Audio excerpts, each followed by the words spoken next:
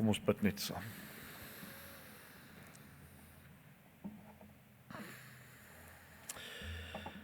Vader, U wat gespreek het, reg aan die begin reeds, en lig wat geskyn het uit die chaos. Here, laat U woord nou in ons harte soos 'n lewende vlam wees, wat nie kwyn nie. Maak ons ore doof vir die geraas van die wêreld, en ons oë siende deur die lens van die skrif, ook ons Here Jesus vanoggend te mag sien. Here, en terwyl U dienaar die woord van die Here bedien, laat dit insny tot in die murg van ons siel en ontbloot ook ons verborgenhede en rig ons voetstappe. O Heilige Gees, blaas U asem oor hierdie gemeente, sodat die saad val op goeie grond, gereed vir 'n oes. Ons dink ook aan die konflik, Here, in die Midde-Ooste, Iran in die besonder, die ou Persiese ryk. Terwyl ons weet dat U soewereiniteit alles bestuur, daar's geen twyfel daaroor in die skrif nie. Daniël 2 vers 21 sê, God verander tye en geleenthede. Hy sit konings af en stel konings aan. Ons bid in besonder, Here, vir die kerk van Jesus Christus in Iran, een van die lande in die wêreld waar die kerk die vinnigste groei tans. En ons weet daar's baie kinders van die Here wat ook vanmôre of vanaand op hierdie Sondag in eredienste wil bymekaar kom. Sommige kan nie, ander doen. Ons bid vir die kerk, Here, en dat daar 'n massiewe herlewing mag kom in daardie land. Ons bid dit alles om Jesus ontwil, vir sy ryk en eer. Amen. Ons lees dan vervolgens by Eksodus 19, dis vir ons hoofstuk vir vanoggend, in hierdie reeks oor Eksodus. Kom ons by hoofstuk 19 nou. Mens moet eintlik 19 en 20 aan een lees, maar ons gaan hom opdeel soos wat die hoofstukke in ons Bybel is. Hoofstuk 19 vanmôre en 20 volgende week.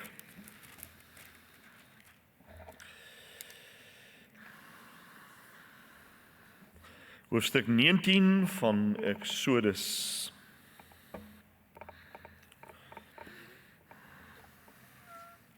Ek hoor nou iemand in die gemeente sê, nee, maar ek wil nie eintlik nou meer die Nuwe Testament lees nie.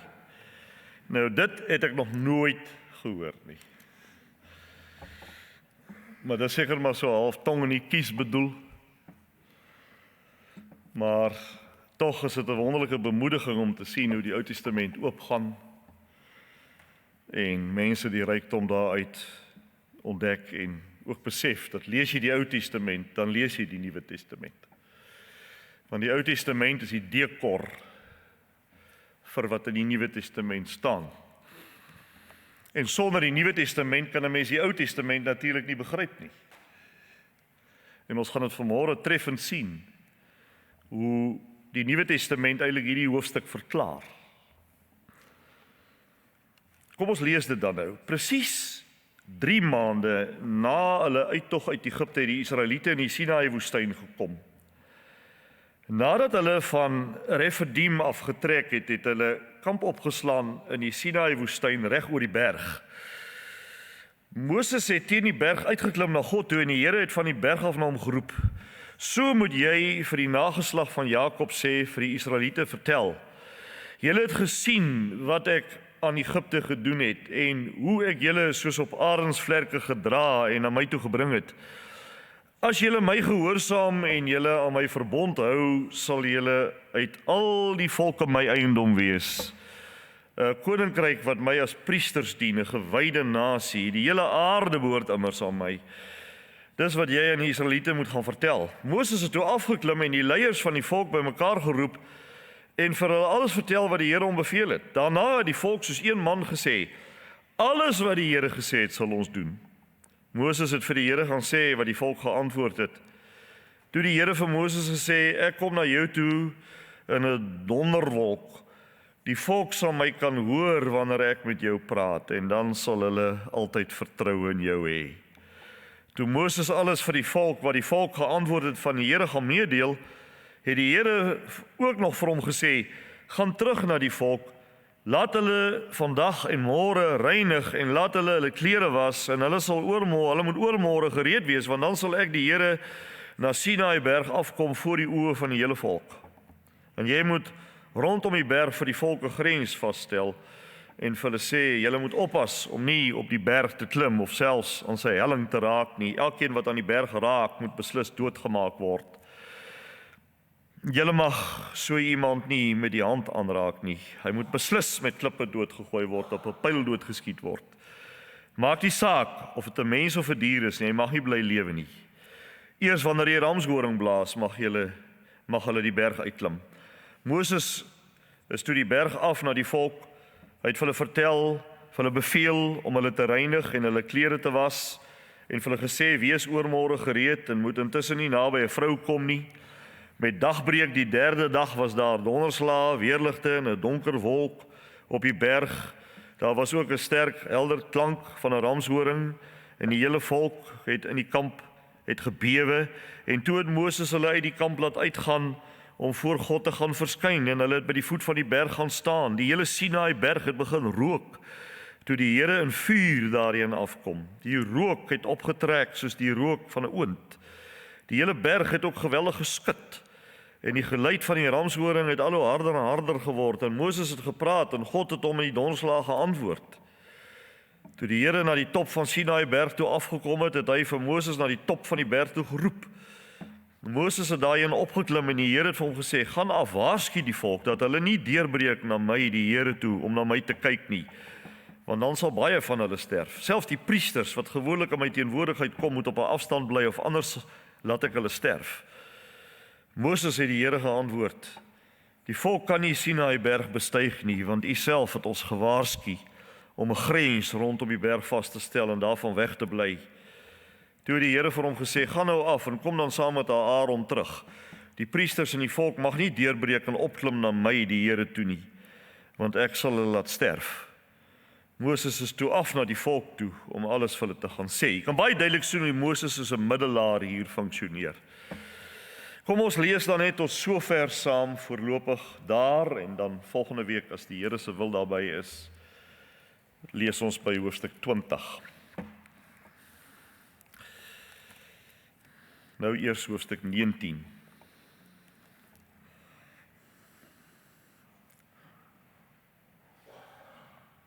Hierdie hoofstuk neem ons natuurlik na die voet van die berg Sinaï, waar die volk van God voorberei word vir 'n ontzagwekkende ontmoeting met die heilige God.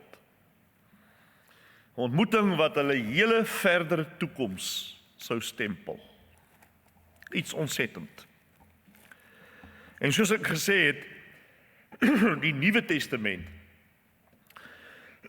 verskoon tog, help ons om hierdie hoofstuk reg te verstaan. Dis waarom ons nie hierdie hoofstuk kan lees los van die Nuwe Testament nie. En dit gaan ons binne minute sien. Maar die volk kom by die berg Sinaï ongeveer 3 maande na hulle verlossing uit Egipte. Hulle is met ander woorde nou reeds bevry. Hulle is reeds verlos uit slawerny. Van die farao is hulle vir altyd bevry. En nou word hulle geroep om die lewende God, wat hulle so wonderbaarlik verlos het, te ontmoet. Waar hierdie berg Sinaï geografies presies is of was, dit weet ons nie. Niemand weet dit tot vandag toe nie. En is ook nie belangrik nie. Daar is spekulasies, daar is hoofsaaklik 2 groot spekulasies oor waar hierdie berg is. Maar wie eerlik is sal moet sê, dit is net 'n spekulasie, ons weet nie met sekerheid waar dit is nie. Wat belangrik is egter wat daar gebeur het en wat dit vir ons beteken. Dis belangriker as om nou 'n toer hier op te maak, hier in die Midde-Ooste in te doen en hierdie berg te gaan soek. Want as jy nou by die berg kom, wat dan? Dis net 'n berg. So wat dit beteken vir ons, dit is die belangrike ding. Nou, in die Bybel, dit is in die hele Bybel, speel berge 'n baie belangrike rol. Berge is in die Bybel plekke, dikwels, nie altyd nie, maar dikwels plekke waar God homself openbaar aan sy mense. Dit is ontmoetingsplekke tussen God en mens. Reg deur die Bybel kan jy daai lyn volg. Dink byvoorbeeld aan Ararat.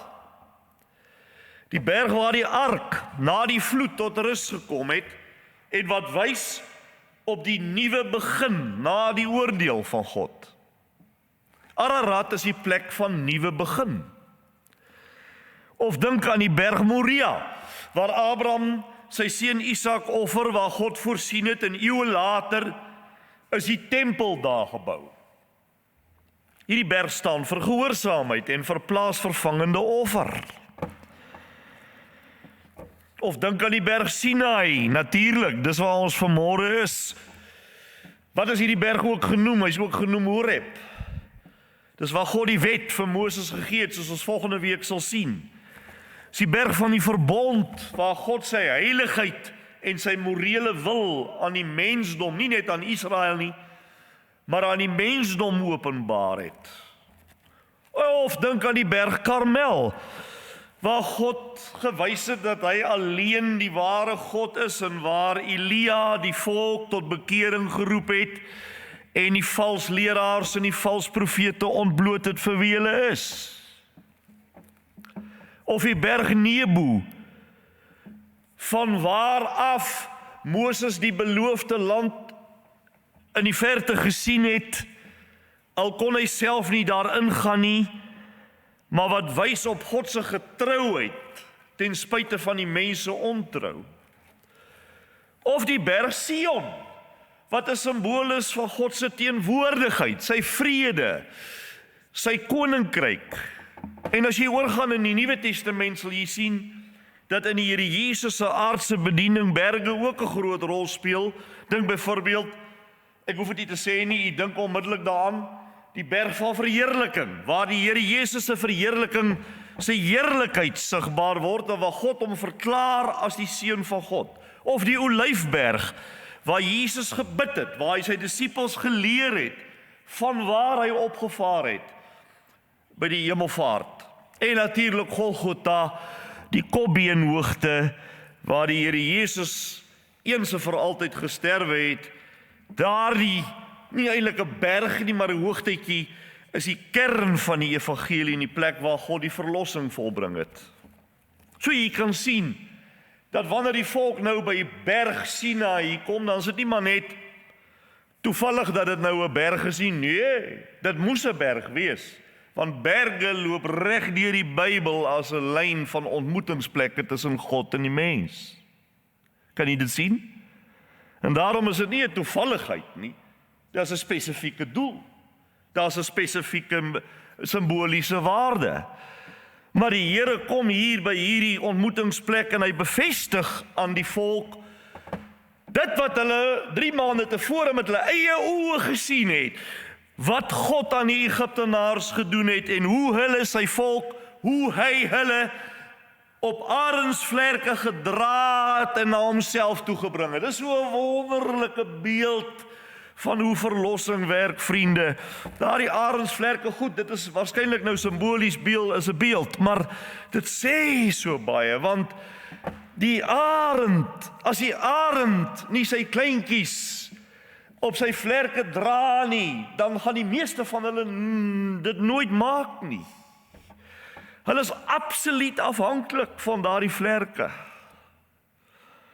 Dis 'n beeld van die arend wat sy kleintjies dra, wys op God se genadige verlossing, soos wat hulle dit ook ervaar het in Egipte, hoe die arend beskerm, hoe die arend dra, hoe die arend sy kleintjies vang, wanneer hulle val, so sê die Here, het hy sy mense gedra. En eeue later kom die profeet Jesaja en dan sê Jesaja dat die wat op die Here wag, nuwe wat kry? Krag kry. En dan sê hy belangrik, en opvaar met die vleuels van die arend.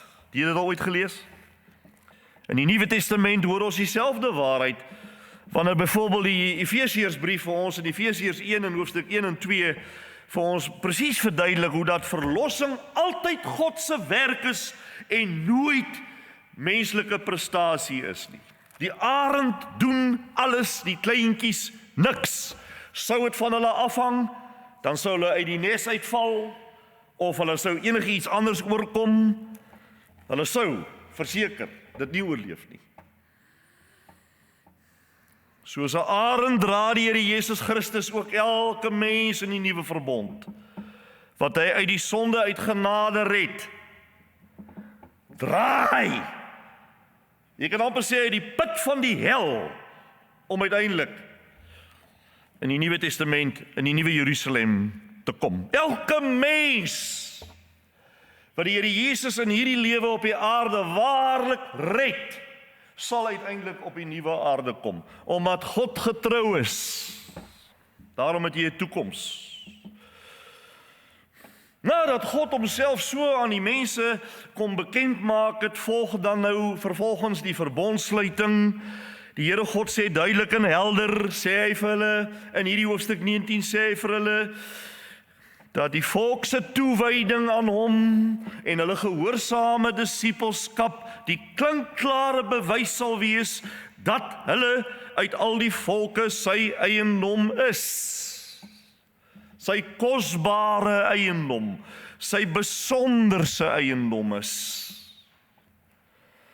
Mense kon sê, ja, maar al die ander nasies is mos ook deur God geskep, hulle is ook sy eiendom, wel, in die sin van dat God sy skepper is, hulle skepper is, maar nie dat hulle sy, soos hy hier sê, sy kosbare en besondere eiendom is nie. Dit was net hierdie volk. In die Nuwe Testament, dit is net die kinders van die Here uit al die nasies, wedergebore in die Here Jesus. Hulle is sy volk, sy kosbare eiendom, sy besondere eiendom. O, dink aan waar die Here vir u uitgehaal het. Dink aan waar die Here vir u uitgehaal het. En hoe hy nou vir u soos 'n arend dra op sy vleuels. Dink daaraan. God het 'n goddelike roeping op hierdie mense laat uitgaan. Hy het 'n roeping op hulle laat uitgaan, dat hulle 'n eenkant geplaaste volk sou wees. Dit beteken 'n heilige volk. Heilig beteken beteken om apart gesit te wees, om eenkant geplaas te wees. Met ander woorde, wie gered is uit Egipte, wie gered is uit die Farao, wie gered is uit die slawerny, is eenkant geplaas. Is presies net so van toepassing op Nuwe Testamentiese Christusgelowiges. Jy kan hy lyn direk deurtrek na Nuwe Testamentiese. Soveel so dat die apostel Petrus kom in die Nuwe Testament, kom die apostel Petrus, dan neem hy hierdie woorde uit Eksodus 19, dan neem hy dit net so op en hy pas dit toe op die Nuwe Testamentiese kerk, en sê hy, en julle is 'n uitverkore geslag, 'n koninklike priesterdom, 'n heilige nasie wat aan God behoort. En dan bedoel hy nie 'n etniese volk nie. Nie moet behoort nie, behoort is. En wie dit is eenkant geplaas. Nee, jy plaas nie jouself eenkant nie, God doen dit. Wie dit is eenkant geplaas en daarom geroep tot gehoorsaamheid, tot disippelskap en navolgelingskap van die Here Jesus Christus. En wie navolgelingskap liefhet en dit omhels, wys weer daarmee dat hy of sy God se kosbare eiendom is. Jy sien, dit is soos 'n wonderlike sirkelbeweging. Is presies wat die Here God hier, dit klink as jy dit so bolangs lees hier in hoofstuk 19, klink dit asof die Here wil sê, julle moet gehoorsaam wees en dan gaan julle my eiendomsvolk word, maar wat hy in effek sê is nie dit nie. Wat hy in effek sê is dat hulle met hulle gehoorsame disippelskap bewys sal lewer dat hulle uit al die volke sy eiendom geword het. Kan almal dit verstaan? Op hierdie punt moet ons net vir 'n oombliekie stil staan en net dink oor hoe die Sinaï verbond wat nou hier gesluit word, wat ook genoem word die ou verbond, ek weet nie of u dit geweet het nie, die Sinaï verbond word ook die ou verbond genoem. Die ou verbond is nie die Ou Testament nie. Dis baie mense dink dit. Hulle dink die ou verbond is die Ou Testament. Nee, die ou verbond is die Sinaï verbond. Die wetsverbond. Ek gaan binnekort vir u nou binne sekondes wys al die verbonde in die Bybel.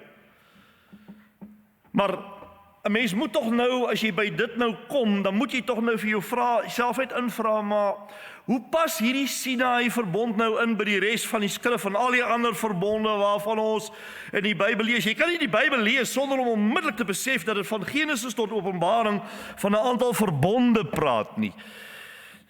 Trouwens, die hele totale bedeling voor Christus en die bedeling na Christus word aangedui as testamente. 'n Testament en verbond is presies dieselfde woord, is presies dieselfde begrip. Met ander woorde, die hele bedeling voor Christus word die Ou Testament genoem en die hele bedeling na Christus die Nuwe Testament. Die oud en die nuut beteken dood eenvoudig voor Christus en na Christus. Dis nie dat die een oud is en die ander een nuut regtig nie, maar dit beteken voor Christus en na Christus. Dit wys vir jou, en jy maak net jou Bybel oop, dan sien jy dit. Ou Testament. Daarso, Nuwe Testament. Jy word onmiddellik daarmee gekonfronteer as jy enige Bybel oopmaak.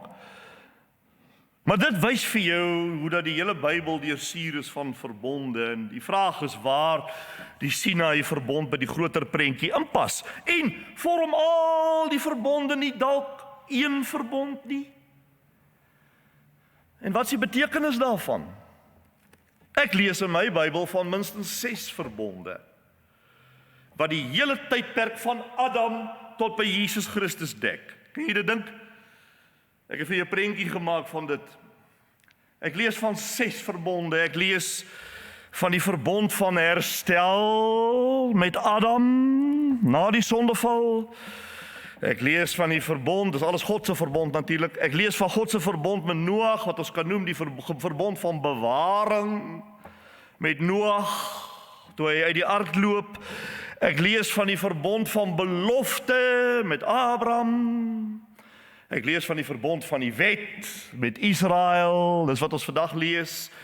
Ek lees van die koninkryksverbond met Dawid en Salomo, en dan natuurlik die nuwe verbond van vervulling met Jesus en sy kerk.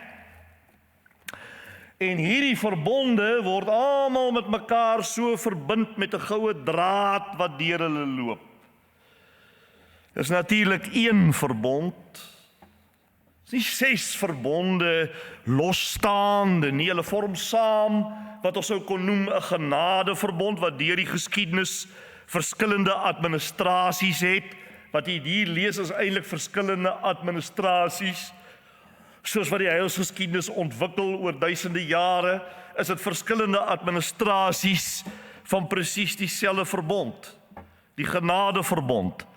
Maar kyk nou die volgende skyfie, die feit van die een verbond het ek genoem, maar kyk nou die volgende klompie punte, daar's 5, en daar's meer as 5, ek noem net hierdie, van sekere beloftes van God, wat deur al hierdie verbonde geweef is.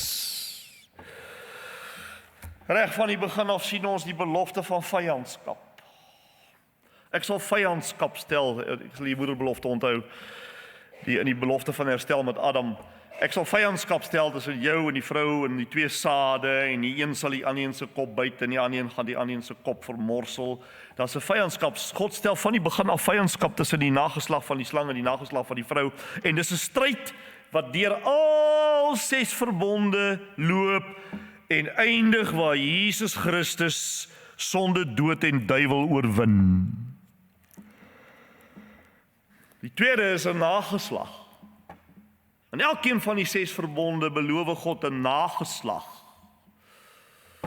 En dis 'n belofte wat groei en groei en groei en uitbrei totdat dit in Jesus en sy kerk vervul word. En dan is daar die belofte derdens van 'n seun. Binne in hierdie nageslag sal daar telkens 'n beloofde seun wees word gesê, wat God se plan dra, wat uiteindelik na Jesus Christus wys. En dan in die 4de plek voeg hy by 'n koninklike seun. Hierdie beloofde seun gaan ook 'n koning wees. Hy kom uit die lyn van Dawid en regeer vir ewig as koning in Christus Jesus. En in die 5de plek is daar die belofte van wêreldwye seën. Nie seun nou nie, seën. Die doel van die verbond is om die hele wêreld uiteindelik te seën, al die nasies. Hierdie seën kom uiteindelik na al die nasies deur Christus en deur die evangelie. Al 6 hierdie verbonde wys en al 5 hierdie beloftes wys vooruit na Jesus Christus, die beloofde seun en die beloofde koning deur wie God al sy mense in die hele wêreld verlos en seën. Jy sien die belofte van die berg Sinai waarna ons nou in Eksodus kyk, vind ook sy vervulling in Christus. Sinai wys ook vooruit na Golgotha waar die nuwe verbond in Christus se bloed beseël is. Die vraag is waar die Sinai verbond, wat ook genoem word die ou verbond, inpas by die res. En dit is verruklik om te sien hoe dat al 5 hierdie beloftes wat in die 6 verbonde loop en wat soos 'n goue draad die verbonde aan mekaar knoop, waarvan al 5 op die Messias dui, dat hulle ook in die Sinai verbond voorkom. Mense is geneig om te dink dat, as ek nou vra wie het so gedink, sal daar seker 'n paar hande opgaan, want mense is geneig om te dink dat die Sinai verbond gaan eintlik maar net oor die wet, gaan net oor Moses, dit gaan net oor die wet. Dit is wat 'n mens geneig is om te dink, maar dit is nie. Dit is nie. Die belofte byvoorbeeld van vyandskap loop ook hier in die Sinai verbond. Moses sê byvoorbeeld vir Israel dat God hulle sal seën in hulle gehoorsaamheid en dat hy hulle sal straf in ongehoorsaamheid. Al is as hulle gehoorsaam, dan sal hulle oor ander nasies regeer. As hulle in rebellie is teen God, dan gaan die ander nasies oor hulle heers. Jy sien die stryd tussen die 2 sade. Daar is ook die belofte van 'n nageslag in hierdie verbond. En dit is die belofte van vrugbaarheid. Vrugbaarheid wat reg deur hierdie verbond loop, ook hier in Eksodus 19 reeds. En dan is daar derdens die belofte van 'n seun. Nou hierdie seun word tydelik. Terwyl die volk in Egipte is, dan word die seun die hele volk. Die hele volk word in daardie tyd die seun en die seun genoem, God se seun genoem. Die volk word God se seun tydelik wat uit slawerny gered raak. Maar toe Israel in die beloofde land kom en 'n koning kry onder Saul, toe word die belofte weer 'n seun. Van die volk weer 'n seun. Maar die feit dat die volk tydelik die seun genoem word, beteken dat die seun steeds daar is. En vierdens, dat hy 'n koninklike seun sal wees. Ja. Het u geweet dat in die wetverbond, in die Sinai verbond, voorspel Biliam, dat daar 'n koning in Israel sal kom, wie se koninkryk groot gaan word, 'n ster en 'n scepter, wat tekens van 'n koning is, sal uit Jakob kom. En later kom Moses in Deuteronomium 17, nog steeds die Sinai verbond, en maak hy voorsiening vir so 'n koning, deur die reëls vir so 'n koning daar uit te stip. In die 5de plek is die belofte van wêreldwye seën, blessing, ook in die wetverbond met Israel gegee, naamlik, ek wonder wie gaan dit vir my kan sê, of moet ek maar sê, anders gaan die kerk aanhou tot vanaand. Ja, die belofte van wêreldwye seën is ook in die Sinaï verbond en dit is in vers 6 van ons geleesde hoofstuk waar Israel genoem word wat? 'n koninkryk van wat? Priesters. Dit beteken dat Israel, want wat was 'n priester? 'n Priester was 'n middelaar. Dit beteken dat Israel genoem word hier 'n tussenganger tussen God en die nasies. Is dit nie wonderlik nie? Vriende, die manier hoe hierdie Bybel aan mekaar gesit is, gee vir 'n mens so 'n vasheid onder jou voete. As jy ooit twyfel, dan dink jy net weer aan hierdie dinge. As daar ooit hierdie stemmetjies hier in jou oor praat, wat vir jou twyfel en kom saai en twyfel oor dit en dat en oor die Bybel, dan dink jy net weer aan hierdie dinge en dan sê jy, nee man, die manier hoe my Bybel aan mekaar geswys is die werk van God, gemens kon dit doen nie. Hierdie verbonde loop so, hulle is deur hierdie goue draad verbind, dan mond hulle uit in die Here Jesus. En vandag lewe ons aan die ontvangkant van al die seëninge. En toe die volk al hierdie goed by Moses hoor, toe antwoord hulle eensstemmiglik en sê, ons sal alles doen wat die Here gesê het. Dit klink vreeslik opreg, maar die res van die geskiedenis wys vir ons hoe dat hulle totaal gefaal het. Romeinebrief leer vir ons dat niemand deur die werke van die wet, van die 10 gebooie, geregverdig kan word by God nie, want die wet bring kennis van sonde. Maar hierdie volk sê, nee, ons sal alles doen wat die Here sê. Dit wys jou op die geneigtheid van die mens om te dink hoe goed die mens dink. Ons hoor dit ook in die evangelisasie, almal dink, nee, ek is 'n kind van, nee, ek is, nee, wel, as daar 'n hemel is, dan gaan ek heel waarskynlik ook al kom. Want almal dink hulle is goeie mense. Almal weet hulle het foute, maar ten spyte van die foute, reken ek is eintlik per se okay. En solank 'n mens so dink, kan jy nooit 'n kind van die Here word nie. Nooit nie. Jy moet gestroop word van daai self-eie geregtigheid. Tot by 'n nulpunt waar jy besef dat jy altyd geneig is om te misluk.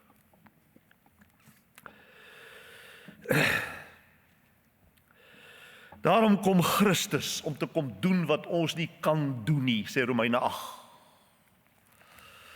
Hy het nie gekom om die wet af te skaf nie, hy het gekom om die wet te vervul. Dit beteken om dit sy volle betekenis te laat kry en om die straf wat die oortreding van die wet meebring op hom te neem.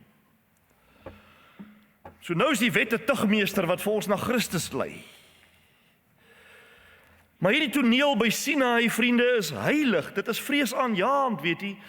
Die berg sê die Here moet afgesper word. Niemand, ook nie diere nie. Niks mag daaraan raak nie, anders sterwe hy of sy. Dis die heiligheid van God wat hier omlyn word. Selfs Moses is verskrik.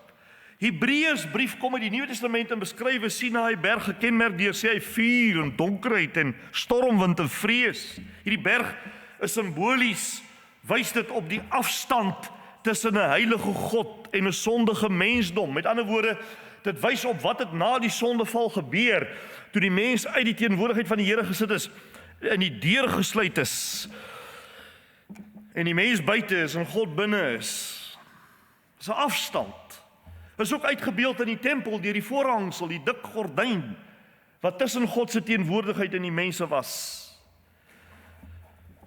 Die Hebreërsbrief gaan verder en sê dat Christus gelowiges in die nuwe verbond het nie by Sinaï gekom nie, maar by Sion, die stad van die lewende God, bedoelende nie 'n letterlike bergie nie, bedoelende by Christus en sy versoeningsbloed. Sinaï hou mense ver weg, Sion bring hulle in, bring hulle nader, Christus.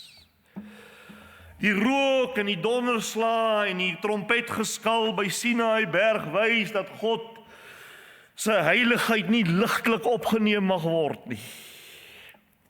Maar tog wys dit ook vooruit vir my na Pinksterdag, by die uitstorting van die Heilige Gees, want daar hoor ons weer 'n geluid uit die hemel en sien ons weer vuur.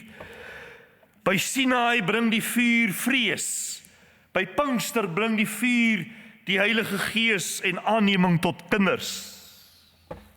Want deur Christus is daai afstand oorbrug, sodat die Gees nou in harte kan kom woon. Die weerligstrale wat op Sinaï berg neerblits, het Christus getref. Nie op Sinaï berg nie, maar op berg Golgotha, sodat Sinaï tot Sion verander kan word vir elkeen wat op hom begin hoop het. Moses word tot bo op die berg geroep, maar die volk moet onderbly. Moses is die middelaar van die ou verbond. Hy gaan op, hy praat met God, hy bring God se woord af, hy neem die mense se woorde na God toe, hy staan tussen die mense en God, hy oefen bemiddeling uit. Maar die Nuwe Testament wys vir ons die groot middelaar, Jesus Christus, dra nie net die volk se woorde na die Vader toe nie, maar hy dra selfs hulle sondes. Hy bring nie net die wet nie, hy bring genade en waarheid, sê die Bybel. So aan die einde van hoofstuk 19, wagtende op hoofstuk 20, eindig die hoofstuk met 'n volk wat wag. Die gesien daarso? Het eindig met 'n volk wat wag, met 'n berg wat rook en met 'n God wat spreek en wat die arena nou kan jy maar sê voorberei vir die 10 gebooie. Maar die hele hoofstuk self is eintlik 'n prentjiesbeeld van die Here Jesus. Hy is die arend wat dra. Hy is die verbond wat bind. Hy is die heiligheid wat afgrens. Hy is die middelaar wat nader bring. Dis alles Christus. Sinaï berg wys vir ons op ons behoefte aan Golgotha. Dit wys vir ons op ons siekte, om te besef hoe baie ons die geneesheer nodig het. As jy gesidder het by Sinaï, dan besef jy, as dit so aangaan, gaan ek sterwe. Ek het 'n geneesheer nodig. Die vrees van die trompet wys op die vreugde van die evangelie. Die volk kon nie doen wat hulle beloof het nie. Hulle het gesê, ons sal alles doen wat die Here sê. Hulle kon nie, hulle het net oomblikke later het hulle die goue kalf gemaak. Hulle kon nie dit doen nie. Maar Christus, hoor hierdie goue woorde van die evangelie nou, Christus het volbring wat ons nie kan nie.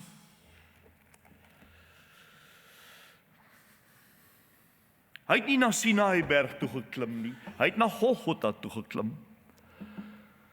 En toe kom die oordeel van Sinaï op hom af. Hy het die oordeel gedra sodat ons aanneming tot kind kan kry. Hy het die vuur van God se toorn gedra sodat ons die vuur van die Heilige Gees kan ontvang. Hy het die afstand oorbrug sodat ons nader kan kom. Verstaan almal dit? Verstaan hoekom ek gesê het aan die begin dat 'n mens nie Eksodus 19 kan lees sonder die Nuwe Testament nie? Dis hoekom die Bybel sê dat ons nou met vrymoedigheid na die troon van genade kan kom. Met vrymoedigheid. Want dit gaan oor wat Jesus gedoen het, nie my gehoorsaamheid wat ek moet doen nie.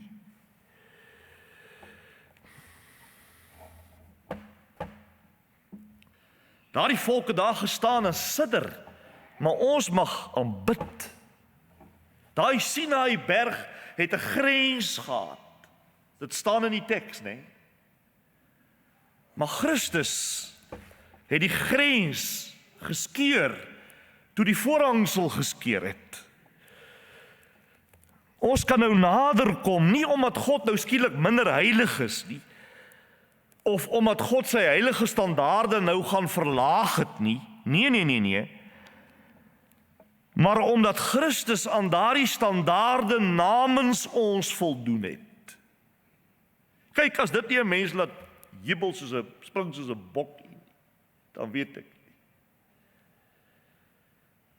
dat ek kan naderkom na presies dieselfde God as waarvan ek hier in Eksodus 19 lees wat op daai berg was. Hy het nie minder heilig geword nie, maar dat ek na hom mag kom omdat die groter Moses daai standaarde namens my aan voldoen het. En waar sy Heilige Gees in jou inkom, werk die vrug van die Heilige Gees deur jou, en die vrug van die Gees wat deur jou werk, beantwoord aan daai heilige standaarde, sonder dat God die standaarde 1 millimeter verslap. Kan almal in die kerk daarmee saamstem, dat die bonatuurlike vrug van die Heilige Gees aan God se standaarde kan voldoen, en dat hy dit nooit hoef te verslap nie. Hy handhaaf dit, maar hy werk dit deur ons uit, deur sy Gees. Dis waarom ons nie by Sinaï berg moet, jy moet nie by Sinaï bly staan nie, jy moet na Sion toe kom. Christus, wat jou op arensvlerke dra. En dan sal jy altyd uitpas uitwees met die wêreld. Mens moet nie te gou wees om in hierdie diens te sit vanmôre en te sê, well, what a lovely message. Dit is 'n mooi evangelie, maar jy moet nie so vinnig wees om dit te sê nie, want as jy inkoop op dit, dan is jy uitpas met die wêreld. Dan kan jy omtrent nie eintlik uit hierdie gebou uitgaan nie. Jy is nie jou lewe seker nie. Ons lewe in 'n wêreld wat besig is om te sterf, vriende. Die tragedie is dat die kerk dikwels probeer inpas. Die tragedie is dat die kerk dikwels sy standpunte en sienings verander sodat die wêreld daarmee gelukkig kan wees.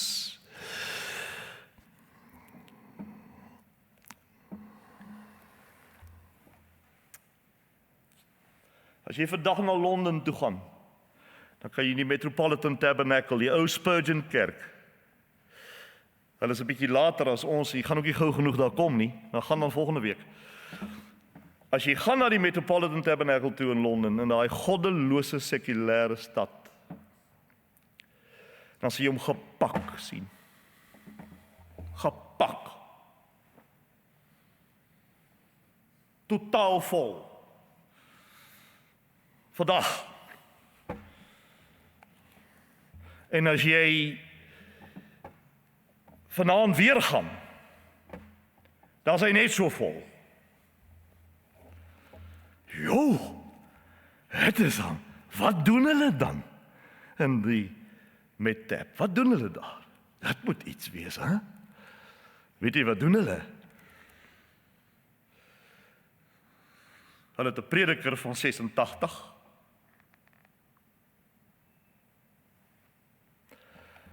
Wat so siek is dat hy nie op sy bene kan staan en preek nie, wat op 'n stoel so moet sit.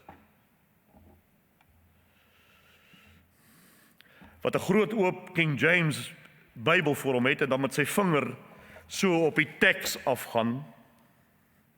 Dit is die preek. Verder hulle orgel en hulle sing hymns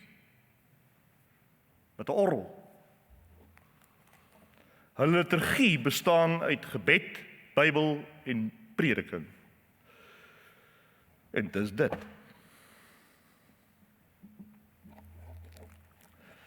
En hulle het so Spurgeon gesê het, vandag nog sê hulle, ons verslap die standaarde van God nie 'n millimeter om by Londen in te pas nie. Wat is die gevolg? Die Heilige Gees trek mense na daai dienste in honderde. Net om God se woord te hoor en te sidder voor God se woord, Sondag na Sondag, oggend en aand.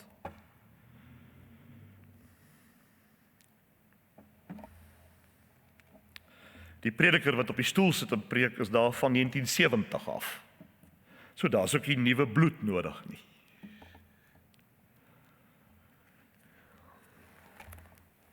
Wat nodig is die boek en die krag van die Heilige Gees.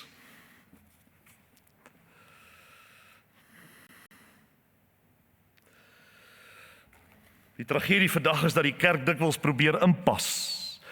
Dat die kerk probeer troos fluister vir goeters wat God lankal op Sinaï berg veroordeel het. Die kerkvriende is nie 'n hospis vir 'n sterwende beskawing nie. Die kerk is 'n profetiese stem wat 'n sterwende beskawing tot lewe moet roep. Nie deur die standaard laer te maak nie, maar deur die waarheid te laat hoor.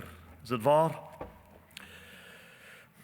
Die ware kerk van die Here Jesus word nooit geroep om in te smelt by die samelewing nie. Ons word geroep om anders te wees. Gaan onder hulle uit, my volk, en sonder julle af, sê die skrif. En moenie aan hierdie wêreld gelykvormig word nie. Jy kan nie met God wandel, hierdie heilige God, en terselfdertyd met die wêreld wandel nie. Die pad is smal en daar's min wat dit vind. Om met God te wandel het 'n prys, vriende. Dit gaan nie oor tegnieke en programme nie. Dit gaan oor sterwe aan jou reputasie, sterwe aan jou gemak, vermaak en goedkeuring en jou eie beeld en saam met Jesus gekruisig te wees.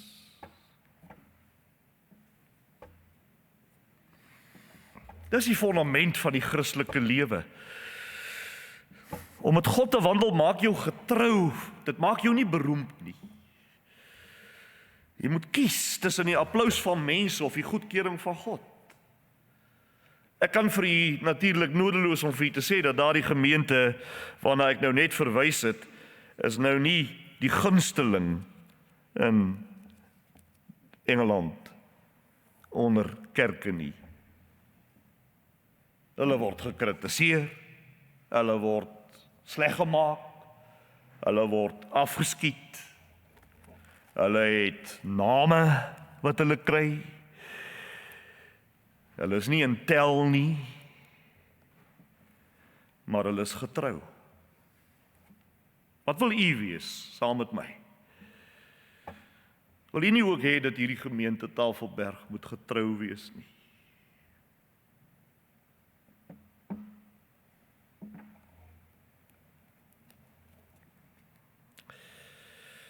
'n getroue gemeente, uitpas met die wêreld, maar inpas met die hemel. Dit wil ek hê. Uitpas met die wêreld, inpas met die hemel. Ons moet daarom nie in eie krag soos Israel sê, alles wat die Here sê sal ons doen nie. Ons moet eerder sê, Here, sonder U kan ons niks doen nie. Laat ons Christus omhels. Hy is die arendsvlerke van God. Hy is dit. Mag daar eendag ook van ons gesê word. Kom ons neem dit individueel. Mag daar eendag ook van ons gesê word, hy of sy het met die Here gewandel. En God, soos van Henog, onthou jy wat sê die Bybel van Henog? Hy het met God gewandel en die Here het hom weggeneem. Dis die enigste nalatenskap wat eintlik regtig tel. Want die pad is smal, die prys is hoog, maar die beloning is oneindig. Is oneindig.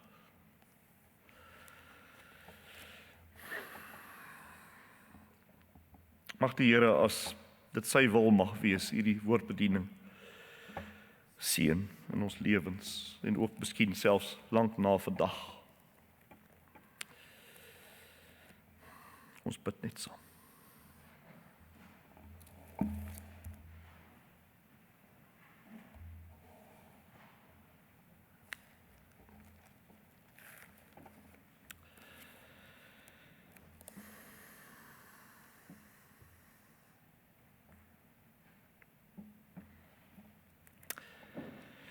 Here, u woord wat uit u mond uitgaan, sal nie leeg terugkeer nie. Dit sal doen wat u behaag, sê Jesaja. Here, ons bid dat dit waar mag wees van Eksodus 19 vir ons vandag 2026. Plant hierdie woord, Here, diep in ons. Nie as droë feite nie, maar as lewende saad. Bind ons saam as 'n gemeente, 'n liggaam wat beweeg op u bevel, wat weerstand bied teen die duisternis en lig bring waar die nag heers. Want deur die bloed van die lam is ons bevry. Jesus Christus, die groot Moses, die groot middelaar. Prys die Here vir so 'n evangelie. Prys die Here vir die nuwe verbond. Prys die Here vir die wonderbaarlike skrif, wat so asemrowend waar en heerlik is. Amen.